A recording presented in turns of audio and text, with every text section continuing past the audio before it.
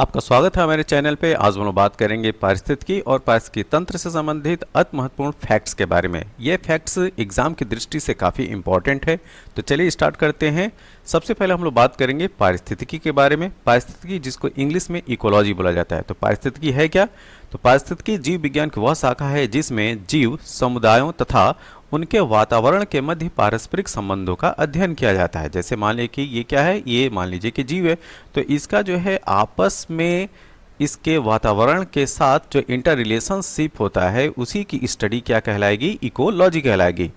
Ernest हैकल ने पारिस्थितिकी मतलब इकोलॉजी शब्द का सर्वप्रथम प्रयोग ओइकोलॉजी नाम से वर्ष 1869 में किया था। यह प्रश्न पूछा भी जाता है। तो इकोलॉजी टर्म किसने दिया था?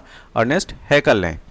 अब हम बात करेंगे कि इकोसिस्टम क्या है। तो पारिस्थितिकी तंत्र शब्द का सबसे पहले प्रयोग एजी टांसले ने 1935 में दिया था। ठीक है, तो 1935 में एजी टांसले के द्वारा सबसे पहले पारिस्थितिकी तंत्र मतलब इकोसिस्टम शब्द का प्रयोग किया गया था। पारिस्थितिकी तंत्र के घटक की बात करें तो इसके दो कंपोनेंट होते हैं, जैविक घटक और अजैविक घटक। जैविक घटक के अंतर्गत उत्पादक, उपभोक्ता और अपघटक आते हैं और अजैविक कंपोनेंट के अंतर्गत फिजिकल फैक्टर, अकार्बनिक कारक और कार्बनिक कारक आते हैं। ठीक है, तो फिजिकल फैक्टर मतलब भौतिक कारक के अंतर्गत तापमान, आर्द्रता मतलब ह्यूमिडिटी, प्रकाश मतलब सौर ऊर्जा जिसमें हम बात करेंगे, स्थलाकृति, वायुमंडलीय दाब या भौतिक कारक हैं। अकार्बनिक कारक में जल, मिट्टी, खनिज, चट्टान और वायुमंडलीय गैसें आती हैं। कार्बनिक कारक की बात करें तो प्रोटीन, वसा और कार्बोहाइड्रेट ये आते हैं। तो भौतिक कारक, अकार्बनिक कारक और कार्बनिक कारक ये किसके अंतर्गत आते हैं? अजैविक घटक, नॉन बायोलॉजिकल कंपोनेंट के अंतर्गत या अबायोटिक कंपोनेंट। जैविक घटकों को तीन भाग में विभाजित किया जाता है, उत्पादक, उपभोक्ता और अपघटक के रूप में। तो उत्पादक क्या होते हैं? तो इसके अंतर्गत हरे पेड़ पौधे, कुछ खास जीवाणु एवं शैवाल आते हैं जो सूर्य के प्रकाश की उपस्थिति में सरल अजैविक पदार्थों से अपना भोजन बना सकते हैं। मतलब कि वे जो फोटोसिंथेसिस प्रक्रिया के द्वारा प्रकाश की उपस्थिति में अपने भोजन का निर्माण करते हैं वह उत्पादक कहलाते हैं। ठीक है, और स्पेशली इसमें आते क्या हैं? जो ग्रीन प्लांट्स हैं, हरे पेड़ पौधे हैं। ठीक है, और कुछ विशेष प्रकार के जो जीवाणु और शैवाल हैं जो अपने भोजन का निर्माण स्वतः कर लेते हैं प्रकाश संश्लेषण की प्रक्रिया के द्वारा, वह उत्पादक की श्रेणी में आते हैं। अब हम बात करेंगे उपभोक्ता। तो उपभोक्ता जो है वो तीन तरीके, प्राथमिक, द्वितीयक और तृतीयक। तो प्राथमिक कौन होते हैं? जो चरने वाले पशु जैसे कि बकरी, खरगोश, ऊंट, टिड्डा आज जो है वो प्राथमिक प्राइमरी कंज्यूमर कहलाते हैं। और प्राइमरी कंज्यूमर जो है डायरेक्टली जो है उत्पादक पे डिपेंड होते हैं। ठीक है, और इस वजह से डिपेंड होने का मतलब कि अपना जो भोजन बनाते हैं वो उत्पादक को बनाते हैं, मतलब हरे पेड़ पौधों को बनाते हैं। तो इसी वजह से जो प्राथमिक कंज्यूमर होते हैं वो शाकाहारी कहलाते हैं। क्या? शाकाहारी, शाकाहारी कहलाते हैं। ठीक है, उसी तरीके से द्वितीयक की अगर बात करें जो प्राइमरी पे डिपेंड रहते हैं, तो शाक भाजी या अन्य प्राणियों पर जो निर्भर होते हैं जैसे सांप, भेड़िया, ये सब जो है ये लायन हो गया, टाइगर हो गया, ये मांसाहारी की श्रेणी में आते हैं जो अपना भोजन जो है इनको बनाते हैं। किनको बनाते हैं? प्राइमरी कंज्यूमर्स को। अब हम बात करेंगे टर्सरी कंज्यूमर के बारे में, जो प्राथमिक और द्वितीयक उपभोक्ता को अपना भोजन बनाते हैं। ठीक, मतलब ये ओमनिवरस हैं। ठीक, और मतलब कि ये जो है ये उत्पादों को भी खा सकते हैं। ये जो है वो टर्सरी कंज्यूमर के अंतर्गत आते हैं। ठीक, जैसे ह्यूमन बींग। अब घटक की बात करें तो इसमें मुख्यतः बैक्टीरिया एवं कवक आते हैं। ठीक है, और ये पोषण के लिए मृत कार्बनिक पदार्थ या अपरत पर निर्भर करते हैं। तो जो भी डेड मटेरियल होता है उस पर डिपेंडेंट होते हैं क्या? अपघटक।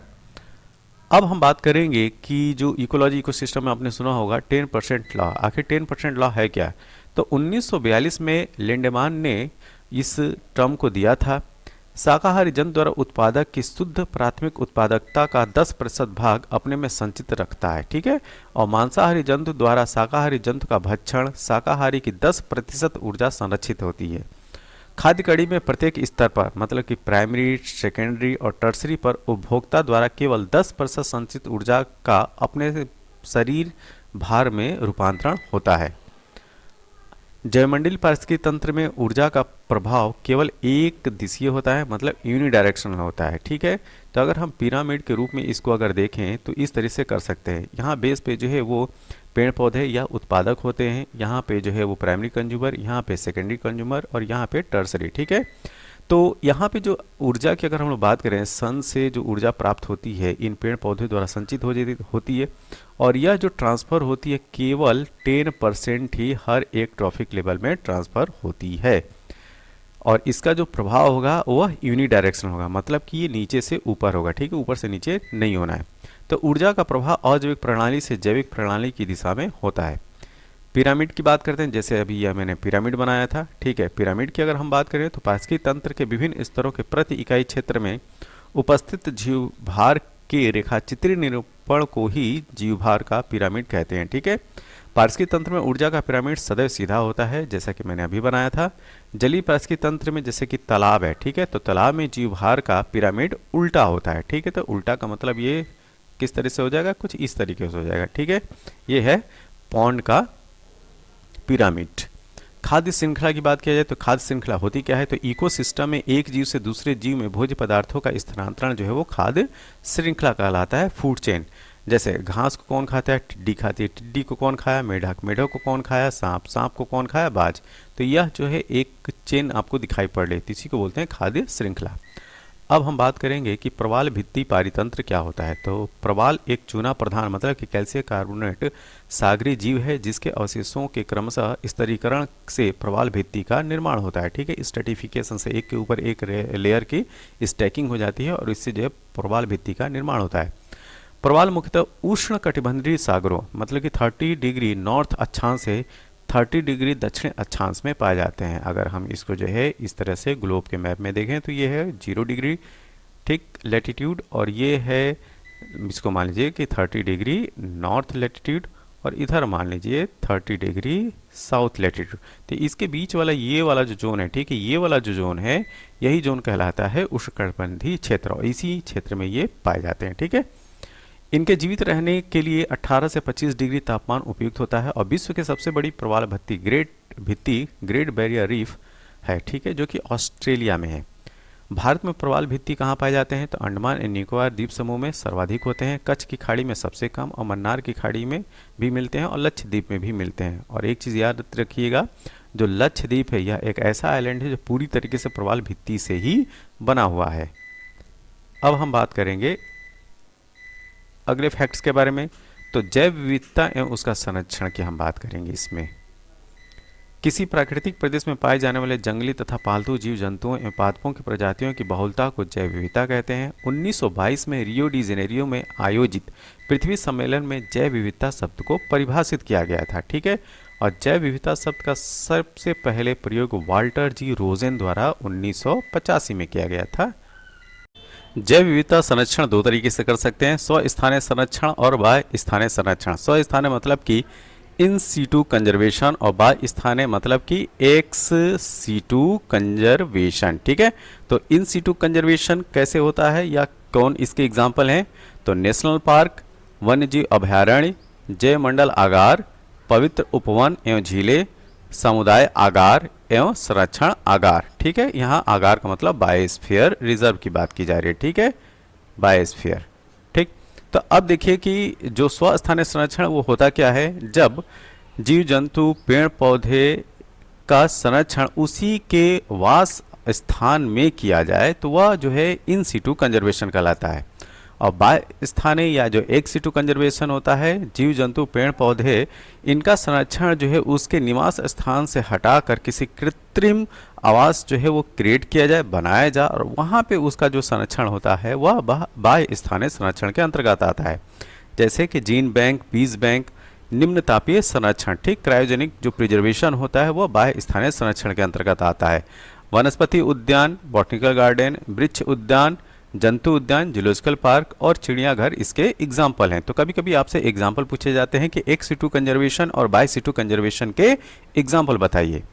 अब चलते हैं अगले फैक्ट के बारे में। इसमें हम लोग बात करेंगे कि भारत में जीव जंतुओं के संरक्षण हेतु जो प्रयास किए गए हैं, जो प्रोजेक्ट चलाए गए हैं वो कब के हैं, ठीक है।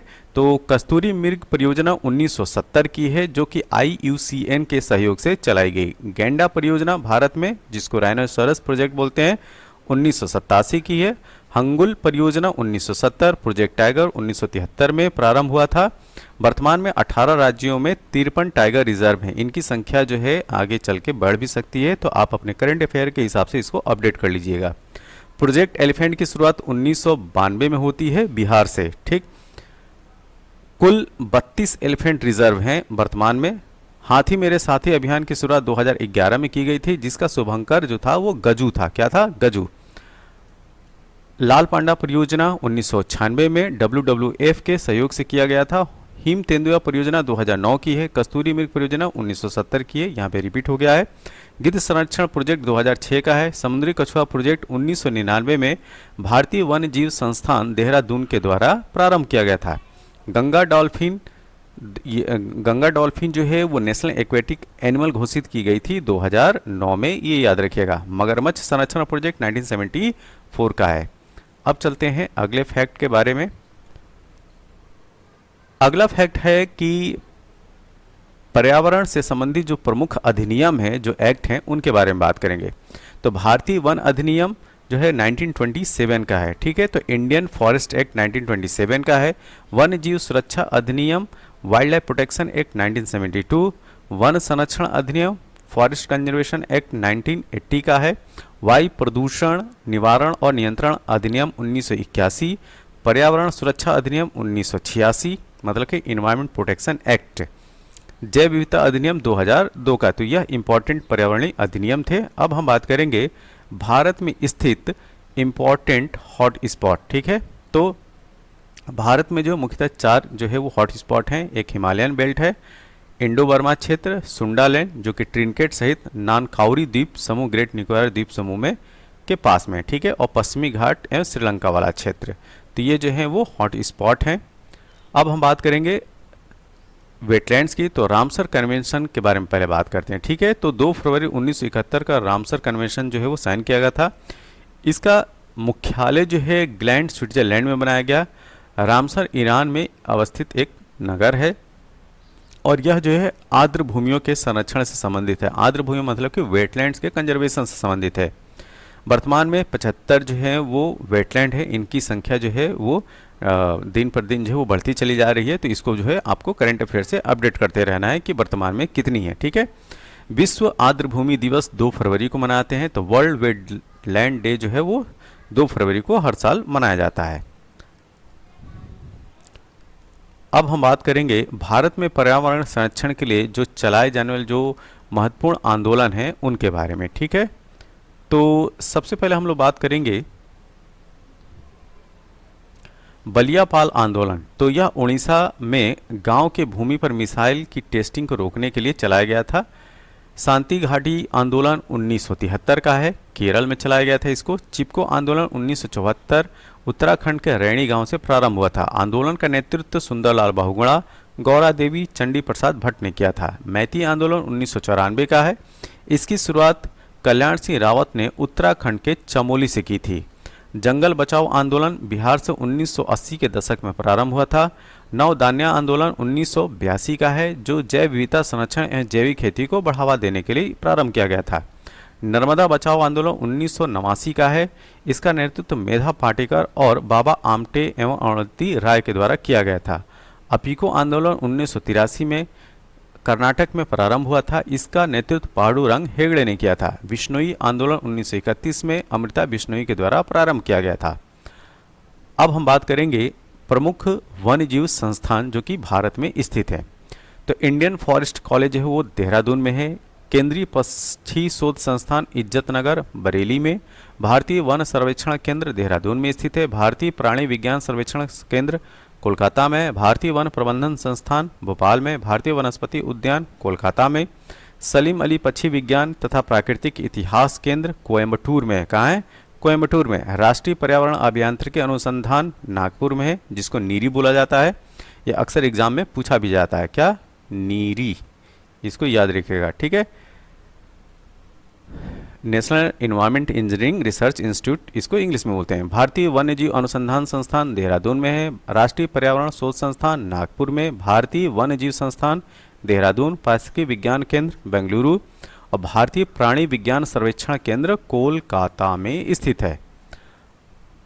यूनेस्को के MAB man and biosphere programme में शामिल भारत के कुल 12 बायोस्फीयर रिजर्व हैं वर्तमान में, ठीक है। तो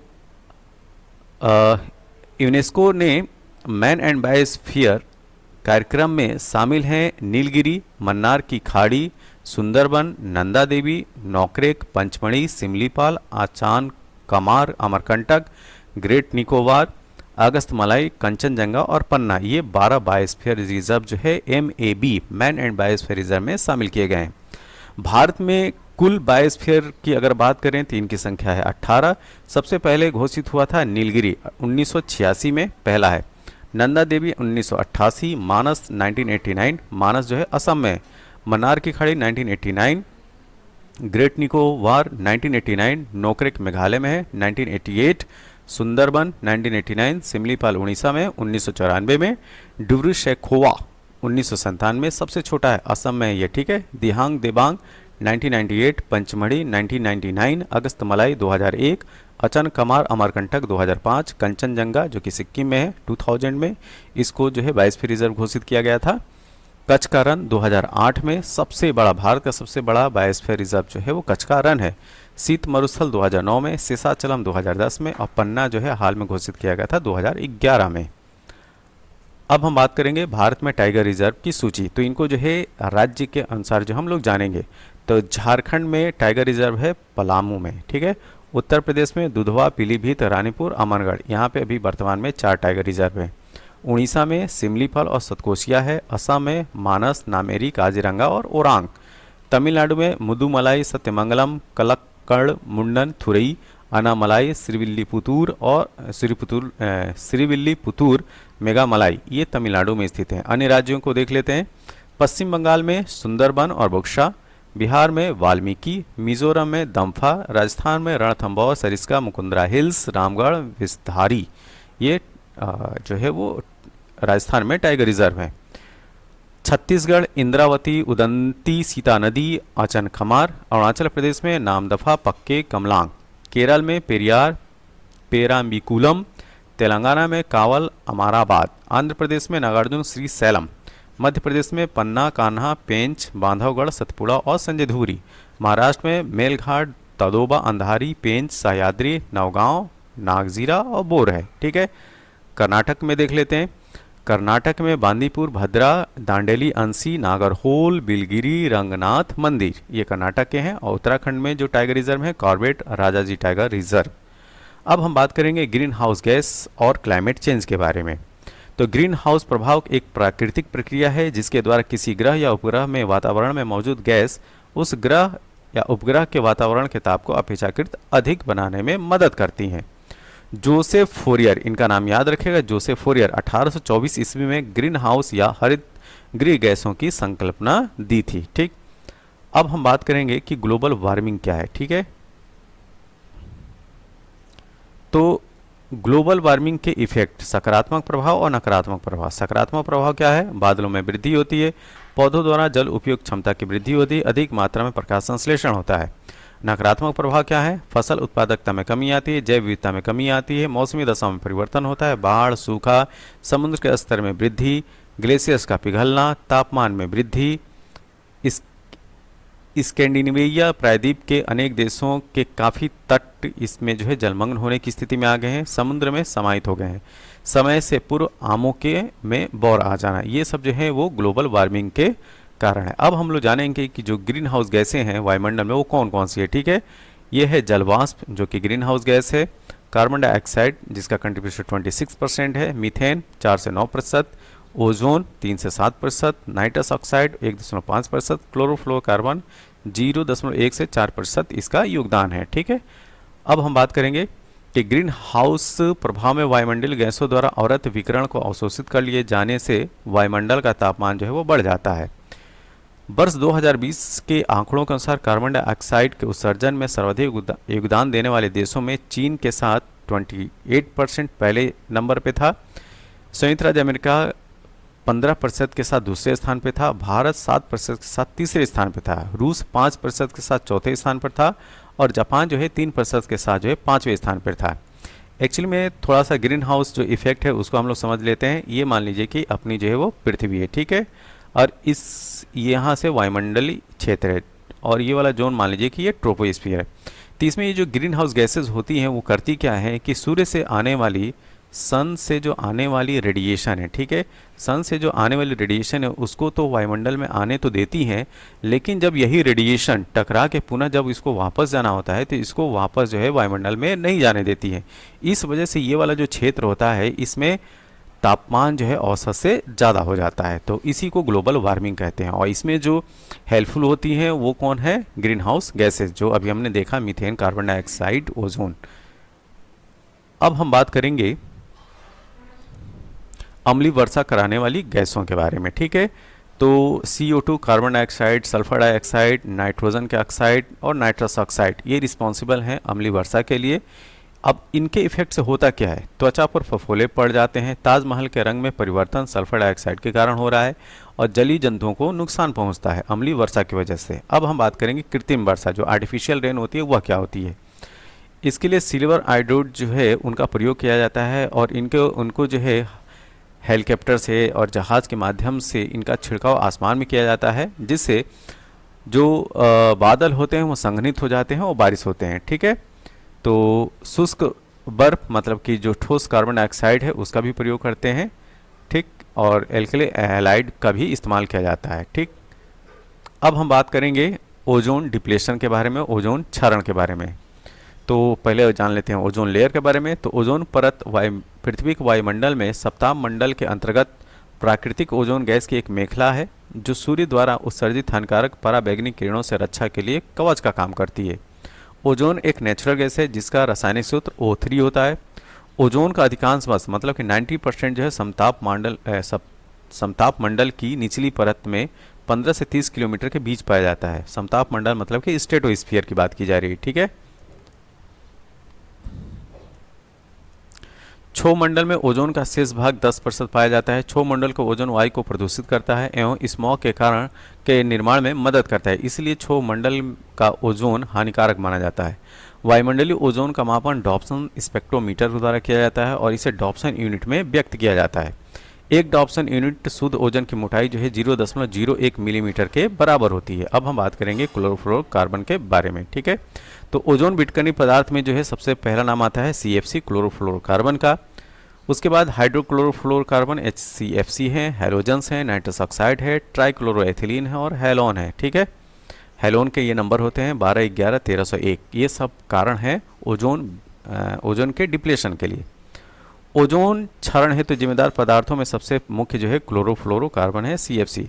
CFC का निर्माण क्लोरीन, फ्लोरीन एवं कार्बन से होता है और इसका व्यापारिक नाम जो है वो फ्रेयान है। क्या है? फ्रेयान के नाम से ये बेची जाती है। अब हम बात करेंगे अन्य तथ्य के बारे में। तो CFC का मुख्य प्रयोग जो है वो रेफ्रिजरेटर, एयर कंडीशन में प्रशीतक के रूप में, आग बुझाने वाले कारक के रूप में प्रयोग किया जाता है। ओजोन परत संरक्षण के उपाय की बात करते हैं तो टोरंटो विश्वविद्यालय के वैज्ञानिक GW केंट मूर के नेतृत्व में अनुसंधानकर्ता ने वर्ष 2005 में तिब्बत पठार के ऊपर ओजोन होल का पता लगाया था। ओजोन परत के क्षरण हेतु मॉन्ट्रियल प्रोटोकॉल को 16 सितंबर 1987 को अपनाया गया, जो वर्ष 1989 से प्रभावी रूप में कार्य करने लगा। 16 सितंबर को अंतर्राष्ट्रीय ओजोन दिवस मनाया जाता है और मॉन्ट्रियल प्रोटोकॉल 1987 के तहत विकसित देशों को वर्ष 2000 तक CFC क्लोरोफ्लोरोकार्बन का उपयोग एवं उत्पादन पूरी तरह प्रतिबंधित करने को कहा गया था। रवांडा के किगाली में अक्टूबर 2016 में 197 देशों ने हाइड्रोफ्लोरोकार्बन HFC श्रेणी के ग्रीन हाउस गैसों को कम करने के लिए एक ऐतिहासिक समझौता किया था। इसमें वर्ष 2100 तक ग्लोबल वार्मिंग में 0.5 डिग्री सेल्सियस तक की कमी करने का लक्ष्य रखा गया है। ओजोन परत क्षरण के प्रभाव, ठीक है। तो सूर्य की पराबैंगनी किरणों के सामान्यतः 3 वर्गों में बांटा जाता है। अल्ट्रावायलेट ए 315 से 400 नैनोमीटर, अल्ट्रावायलेट बी 280 से 315 नैनोमीटर, अल्ट्रावायलेट सी 100 से 280 नैनोमीटर। अब हम बात करेंगे UV जो अल्ट्रावायलेट बी विकिरण है उनके इफेक्ट के बारे में। यह अत्यंत घातक और सनबर्न करती हैं। मोतियाबिंद इससे हो सकता है, त्वचा कैंसर हो सकता है, जीन उत्परिवर्तन मतलब कि म्यूटेशन हो सकता है, ठीक है, आनुवांशिक दोष क्रिएट हो सकते हैं। ओजोन परत सूर्य के उच्च आवृत्ति के पराबैंगनी प्रकाश की 93 से लेकर 99% मात्रा को अवशोषित कर लेती है, जो पृथ्वी पर जीवन के लिए हानिकारक है। अब हम बात करेंगे पर्यावरण एवं सतत विकास के बारे में। ठीक है, तो पर्यावरण क्या है? तो पृथ्वी पर पाए जाने वाले भूमि, जल, वायु, पेड़ पौधे, जीव जंतुओं का समूह जो हमारे चारों ओर है, सामूहिक रूप से पर्यावरण कहलाता है। तो इन्वायरमेंट है क्या? हमारे चारों तरफ जो भी चीज़ है, ठीक है, बायोटिक हो अबायोटिक हो, उसका जो सामूहिक कलेक्टिव जो रूप है वही पर्यावरण कहलाता है। तो पर्यावरण संरक्षण अधिनियम 1986 के अनुसार पर्यावरण किसी जीव के चारों तरफ से घिरे भौतिक तथा जैविक दशाओं और उनके साथ अंतः क्रिया को सम्मिलित करता है। ये हो गया पर्यावरण। अब हम बात करेंगे कि पर्यावरण के ये जो पार्ट हैं वो क्या क्या हैं। ठीक है, तो वायुमंडल, जलमंडल, जीवमंडल और स्थलमंडल। वायुमंडल में क्षोभ मंडल, सप्ताप मंडल हो गए। ठीक है, जलमंडल में हिमनद, झील, नदी, सागर। जीवमंडल में पौधे और जंतु, फ्लोरा और फौना आते हैं। स्थलमंडल में पर्वत, मैदान और मरुस्थल इसके कंपोनेंट हैं। ठीक, अब हम बात करेंगे कि पर्यावरण के घटक क्या होते हैं। ठीक है, तो पर्यावरण के घटक अजैविक घटक और जैविक घटक और सांस्कृतिक, ये 3 कंपोनेंट माने जाते हैं। ठीक है, तो भौतिक या अजैविक में स्थल, वायु और जल आते हैं। जैविक में प्लांट, पौधे, जीव जंतु और सूक्ष्म जीव आते हैं। ठीक है, सांस्कृतिक में मानव निर्मित जो भी गतिविधियां हैं वह उसकी सांस्कृतिक घटक के अंतर्गत आता है। पर्यावरणीय प्रदूषण की अगर हम बात करें तो प्रदूषण भूमि, वायु, जल के भौतिक, रासायनिक अथवा जैव अभिलक्षणों में अनापेक्षित परिवर्तन के फलस्वरूप होता है। वे पदार्थ जिनसे प्रदूषण फैलता है वह प्रदूषक कहलाते हैं। क्या कहलाते हैं? प्रदूषक कहलाते हैं। ठीक है, अब हम बात करेंगे कि प्रदूषण के प्रकार। ठीक है, तो प्रदूषण के प्रकार जो हैं वो भौतिक गुणों के आधार पर, उत्पत्ति के आधार पर, पारिस्थितिक तंत्र के आधार पर और पर्यावरणीय भाग के आधार पर। तो भौतिक गुणों के आधार पर गैसीय प्रदूषण, धूल प्रदूषण, ताप प्रदूषण, ध्वनि प्रदूषण और रेडियो सक्रिय प्रदूषण आते हैं। उत्पत्ति के आधार पर प्राकृतिक और मनोदभी होते हैं। तो प्राकृतिक में ज्वालामुखी का फूटना और मनोदभी में क्या होंगे? मनुष्य द्वारा औद्योगिक क्षेत्र और कृषि से उत्पन्न प्रदूषक आते हैं, पॉल्यूटेंट आते हैं। पारिस्थितिक तंत्र के आधार पर हम क्या करेंगे? जैव निम्नकरणीय और जैव निम्नकरणीय रहित। तो जैव निम्न के मतलब बायोडिग्रेडेबल में क्या है? घर का कूड़ा, पशुओं के मलमूत्र और सीवेज आते हैं। ठीक है, और नॉन बायोडिग्रेडेबल में प्लास्टिक है, डीडीटी, बेंजीन, हेक्साक्लोराइड। और यहाँ से डिग्रेडेबल और बायोडिग्रेडेबल, नॉन बायोडिग्रेडेबल के आधार पर प्रश्न अक्सर पूछे जाते हैं। अब हम बात करेंगे पर्यावरणीय भाग के आधार पे। तो जल प्रदूषण हो गया, वायु प्रदूषण और भूमि प्रदूषण, ये है प्रकार किसके? प्रदूषण के। अब हम बात करेंगे सस्टेनेबल डेवलपमेंट के बारे में। तो धारणीय विकास की वह अवधारणा है जिसके तहत वर्तमान की आवश्यकताओं के साथ साथ भविष्य की आवश्यकताओं को भी ध्यान में रखा जाता है। धारणीय विकास की अवधारणा 1987 में world commission on environment and development WCED ने अपनी रिपोर्ट आवर कॉमन फ्यूचर में प्रस्तुत की थी। वर्ष 1992 में आयोजित पृथ्वी सम्मेलन में घोषित एजेंडा 21 में इसे समर्थन प्रदान किया गया था। एजेंडा 21 क्या है? तो जैविक विविधता का सर्वेक्षण और संकटाग्रस्त जीवों का संरक्षण, पूंजी स्थानांतरण को उदार बनाने पर बल, सबको खाद्य, स्वच्छ जल एवं सुरक्षा, विकासशील देशों में गरीबी निवारण और जनसंख्या नियंत्रण। धारणीय सतत विकास की अवधारणा के सर्वप्रथम प्रतिपादक ब्रटलैंड 1987 में थे। ठीक है, तो ब्रटलैंड जो है वो न्यूजीलैंड की प्राइम मिनिस्टर थी, ये ध्यान रखिएगा। संयुक्त राष्ट्र संघ ने 17 सतत विकास लक्ष्यों का निर्धारण किया है जिन्हें वर्ष 2030 तक प्राप्त करने का लक्ष्य है। अब हम बात करेंगे कि जो 17 सस्टेनेबल डेवलपमेंट गोल हैं, SDG के जो 17 गोल हैं वो कौन कौन से हैं? तो पहला गोल है गरीबी की समाप्ति, दूसरा है भूखमरी से मुक्ति, तीसरा है स्वास्थ्य और सुरक्षा, चौथा है गुणवत्तापूर्ण शिक्षा, पांचवा है लैंगिक समानता, छठा है जल एवं स्वच्छता, सातवां किफ़ायती एवं स्वच्छ ऊर्जा, आठवां उत्कृष्ट एवं आर्थिक विकास, नौवां उद्योग, नवाचार और बुनियादी ढांचे का विकास, 10वां असमानताओं में कमी, 11वां संवहनीय शहरी और सामुदायिक विकास, 12वां है जिम्मेदारी के साथ उपभोग और उत्पाद, 13वां जलवायु कार्रवाई, 14वां जलीय जीवों की सुरक्षा, 15वां स्थलीय जीवों की सुरक्षा, 16 शांति, न्याय और सशक्त संस्थाएं, 17वां लक्ष्यों के लिए भागीदारी। अब हम बात करेंगे कि जो प्राइमरी पोल्यूटेंट हैं, सेकेंडरी पोल्यूटेंट हैं, वो क्या हैं? तो प्राथमिक प्रदूषक वे प्रदूषक प्राकृतिक अथवा मानवीय क्रियाकलापों के साथ सीधे वायु में निष्कासित होते हैं, जैसे कि carbon monoxide, nitrous oxide, nitric oxide. Sulphur dioxide, ammonia, carbon dioxide, कणकीय पदार्थ मतलब कि particulate matters, nitrogen dioxide NO2, ये सब जो है प्राथमिक प्रदूषक हैं। अब सेकेंडरी द्वितीयक प्रदूषक को देखते हैं। इनका निर्माण विद्युत चुम्बकीय विकिरणों के प्रभाव के अधीन प्राथमिक प्रदूषकों तथा सामान्य वायुमंडलीय यौगिकों के बीच रासायनिक अभिक्रियाओं के परिणाम स्वरूप होता है, जैसे कि ओजोन, नाइट्रिक अम्ल HNO3, sulphur dioxide SO3, sulphuric अम्ल H2SO4। वायु प्रदूषण की बात करते हैं तो जब मानवीय या प्राकृतिक कारणों से वायुमंडल में उपस्थित गैसों के निश्चित अनुपात में अवांछनीय परिवर्तन हो जाता है तो उसे वायु प्रदूषण कहते हैं। तो इसमें पार्टिकुलेट मैटर आते हैं। 10 माइक्रोन से बड़े आकार वाले कणों को शुद्ध कणकीय पदार्थ या धूल की संज्ञा दी जाती है। ठीक है। फ्लाई एश क्या होता है? तो फ्लाई एश सूक्ष्म पाउडर होता है जो वायु के साथ काफ़ी दूर तक यात्रा करता है और इसका उत्सर्जन मुख्यतः कोयला आधारित ताप विद्युत घरों से होता है। इसमें सीसा, कोबाल्ट, आर्सेनिक, कापर जैसे नुकसानदेह पदार्थ होते हैं और इससे श्वसन तंत्र संबंधी रोग होता है तथा प्रकाश संसरण को बाधित करता है। अब हम बात करेंगे जो सस्पेंडेड पार्टिकुलेट मैटर होते हैं वो। इनका जो आकार है 0.1 माइक्रोमीटर से 100 माइक्रोमीटर होता है। 10 माइक्रोमीटर से छोटे आकार के कण को पार्टिकुलेट मैटर 10 श्वास नली निलंबित कणीय पदार्थ कहलाते हैं। 2.5 माइक्रोमीटर से छोटे आकार का कण पार्टिकुलेट मैटर 2.5 श्वसन संबंधी बीमारी पैदा करता है। कार्बन मोनोऑक्साइड सभी वायु प्रदूषकों के 50% भाग का प्रतिनिधित्व करता है, मतलब कि कार्बन मोनोऑक्साइड की मात्रा सबसे ज़्यादा होती है। दम घोटू गैस भी इसको कहते हैं। मीथेन धान के खेत, कोयले की खदानें एवं घरेलू पशु वातावरण में मीथेन उत्सर्जन की मानवीय स्रोत हैं। बेंजीन से रक्त कैंसर होता है। कैडमियम के कण श्वसन विष की तरह कार्य करते हैं। इटाई रोग भी इसी के कारण होता है। ये हृदय संबंधी रोग उत्पन्न करते हैं और रक्तदाब को बढ़ाते हैं। अब हम बात करेंगे राष्ट्रीय वायु गुणवत्ता सूचकांक। ठीक है। तो प्रधानमंत्री ने 6 अप्रैल 2015 को राष्ट्रीय वायु गुणवत्ता सूचकांक एयर क्वालिटी इंडेक्स का शुभारंभ किया था।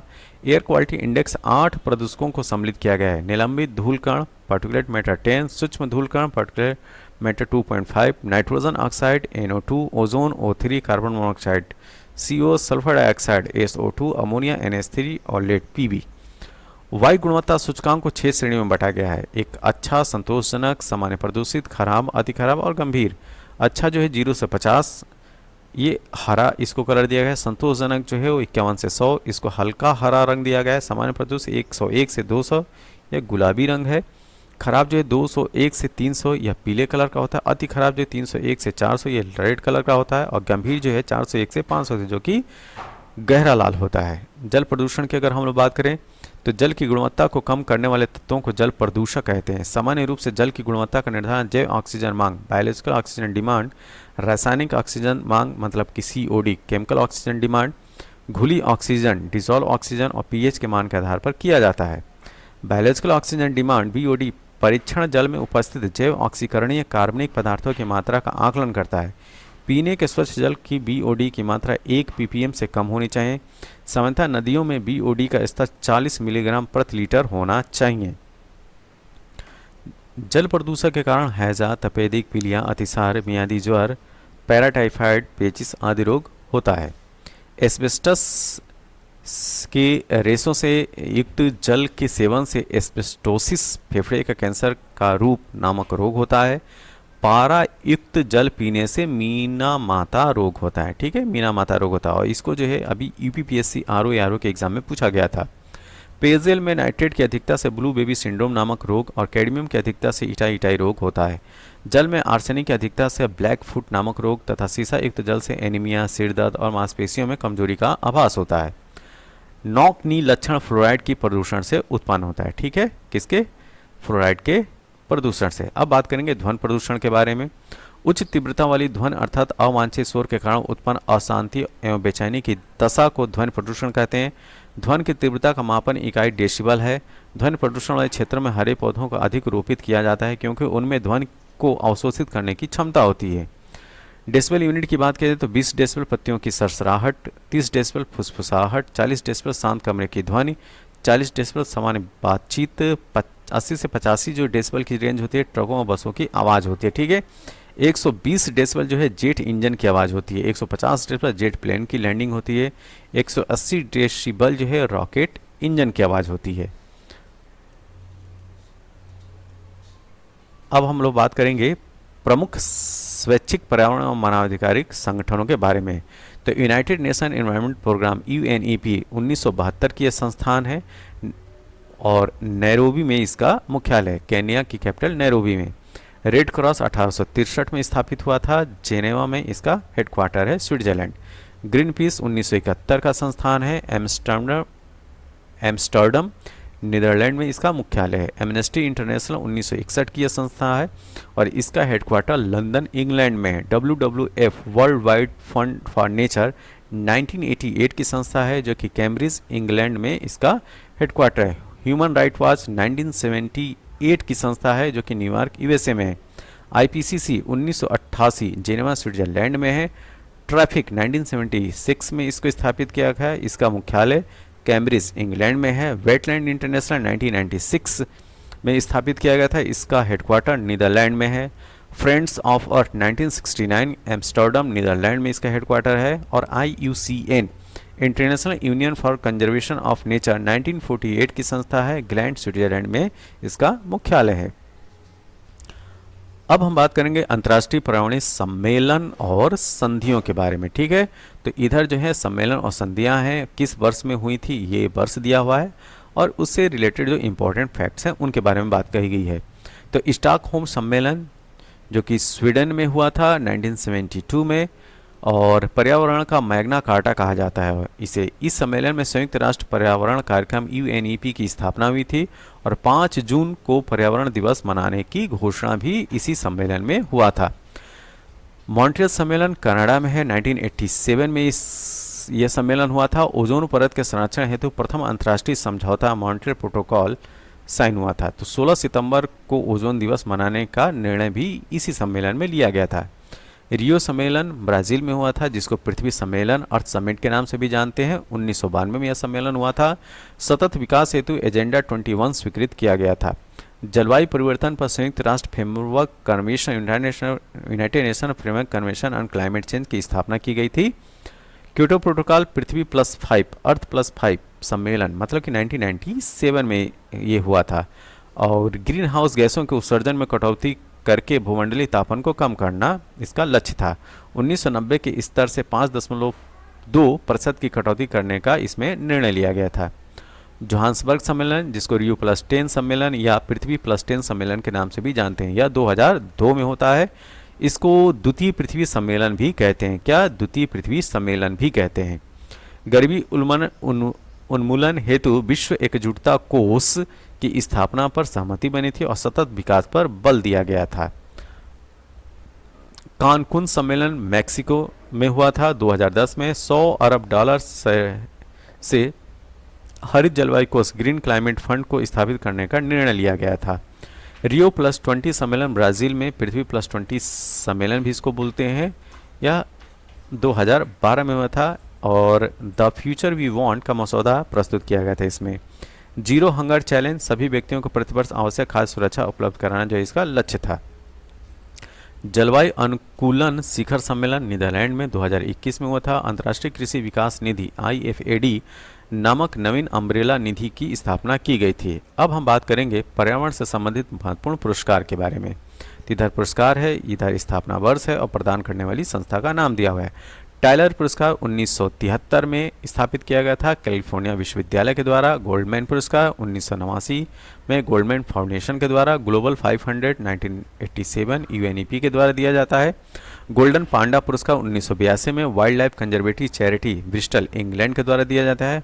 सासा कावा पुरस्कार 1986 में इसको स्थापित किया गया था या इसकी शुरुआत की गई थी।